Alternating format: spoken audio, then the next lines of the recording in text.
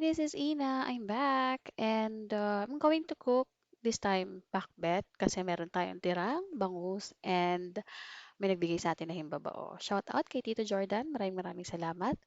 And ngayon we'll start with sa ating kawali.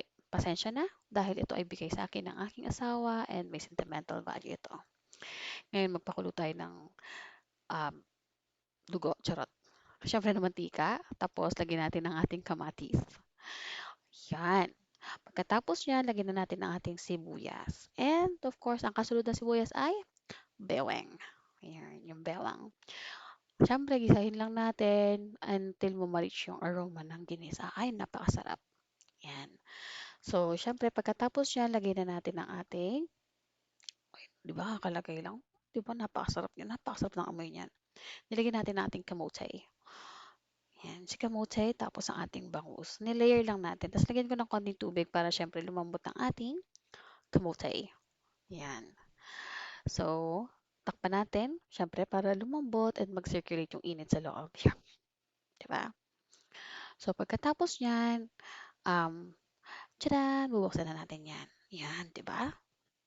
Nilagdagan natin ng konting tubig kasi sinigang to guys. Sinigang na pakbet. Charot.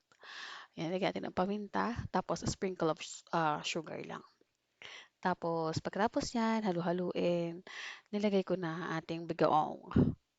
Si bigaong is galing siya ng Romblon. So, 1 year na siya sa akin kasi maraming binigay ang aking nanay na galing sa Romblon. Ay, napakasarap ng bagoong na to, promise. So, naglayer na ako ng gulay, siling haba, ampalaya, talong, okra, and yung kalabasa. Yan. So, yan. Layer-layer lang, ganyan. Tapos, takpan natin hanggang sa lumambot yung mga gulay. Then after niyan, lagay na natin din yung, syempre pag lumambot na, check-check lang natin, 'di ba? So pagkatapos yan, lagay natin ang himbabao. Yung himbabao is nakukuha siya sa likod ng bahay namin. So may malaking puno doon, ganyan-ganyan. So marami na rin na nakakuha niyan. Marami na kami napamigay niyan. Yan. Tapos syempre lutuin lang natin and then after niyan, luto na yan. Ganyan lang kasimple magluto ng pakbet, guys. Yan. Syempre titikman mo. And pagkatapos mo tikman, iwan mo na, charot. Hindi. Hindi gano'n, guys. Siyempre 'pag tinikman mo, kakainin mo na.